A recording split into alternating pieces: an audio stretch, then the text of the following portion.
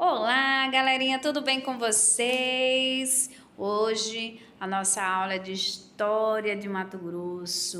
Peguem o seu livro de história, abram na página 29 e vai falar sobre o crescimento dos quilombos em Mato Grosso. Vocês sabiam hein, que para lutar na Guerra do Paraguai, muitos homens que moravam em nossa região foram convocados? Isso mesmo, recordando aí, vocês sabem que a Guerra do Paraguai aconteceu entre os anos de 1864 e 1870, onde ocorreu um grande conflito envolvendo o espaço que atualmente constitui quem Mato Grosso do Sul, conhecido ou chamado como Guerra do Paraguai. Então, durante a Guerra do Paraguai, o cotidiano dos habitantes mudou muito porque eles tiveram que se adaptar ao contexto de quem? De guerra.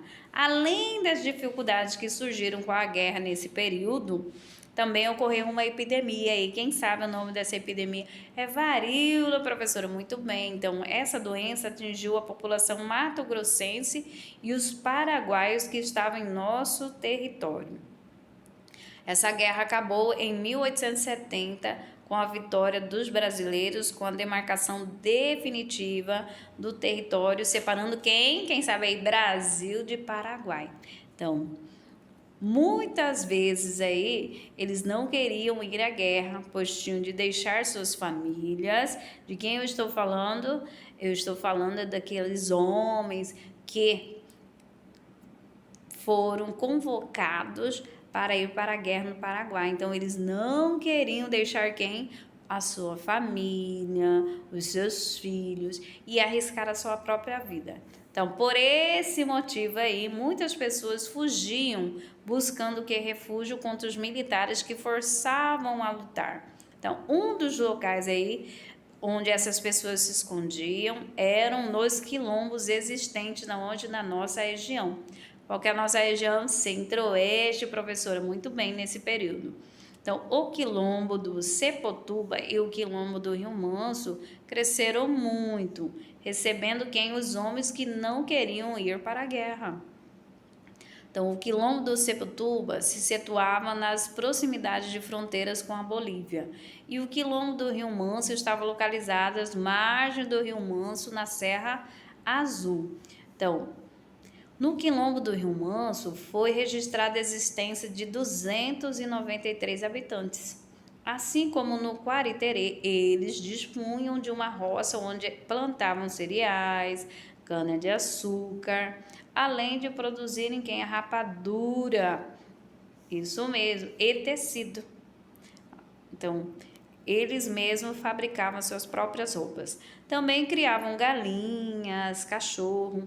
Então, uma das diversões preferidas desses quilombolas era a reunião no final da tarde para contar o que? História. Então, nesse local, os habitantes possuíam diversas o que? Diversas armas, além de informantes em várias localidades de Cuiabá.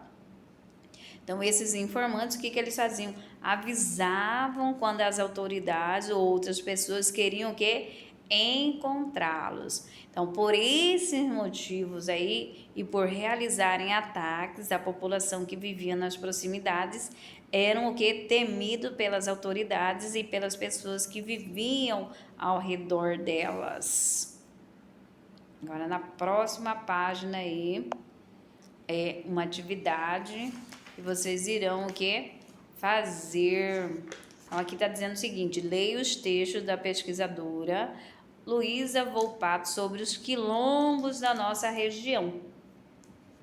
Depois de ler, vocês estão vendo aí que existem cores aí diferentes, ó. As cores são bem diferentes aí, ó. 3 cores diferentes para vocês observarem.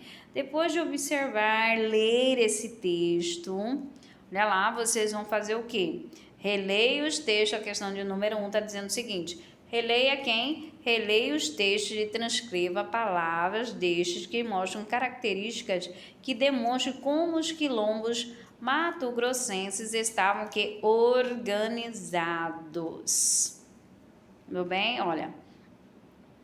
Na cor amarelo ou laranja diz o quê? Muitos hábeis, os quilombos mantinham um bem montado sistema de informações que lhes permitiam saber com antecedência os movimentos da expedição, tendo sempre a oportunidade de se antecipar a eles. Mais uma vez, olha lá na cor azul, ficava evidente que os quilombolas conseguiam produzir muitos alimentos devido à sua forma de organização, cuja fartura contrastava com a situação de Cuiabá, onde existiam poucos alimentos, o que gerava insatisfação e alta de quê? De preços, aumentava esses preços. Então, na verde, os quilombos de Mato Grosso durante o século XIX apresentam como características a diversidade de sua população. Tanto o quilombo do Sepotuba como do Rio Manso abrigavam, além de escravos, foragidos, outros tipos de indivíduos marginalizados, desertores e criminosos. Então, essa pluralidade não comprometia o estabelecimento da solidariedade e da organização e da produção. Ok? Então, o que é para vocês fazerem na questão de número 1? Já releram o texto? Depois de reler esse texto, vocês vão transcrever palavras destes que mostram características que demonstram como os quilombos mato-grossenses estavam organizados. Então, tinha diversidade de população, tinha escravos foragidos, desertores, criminosos, também tinha solidariedade, como está dizendo na informação. Eles produziam o quê?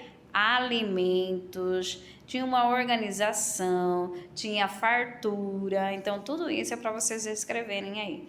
2. Como era a situação em Cuiabá quando comparada com a dos quilombos? Indique com lápis as frases que identificam essa diferença no texto.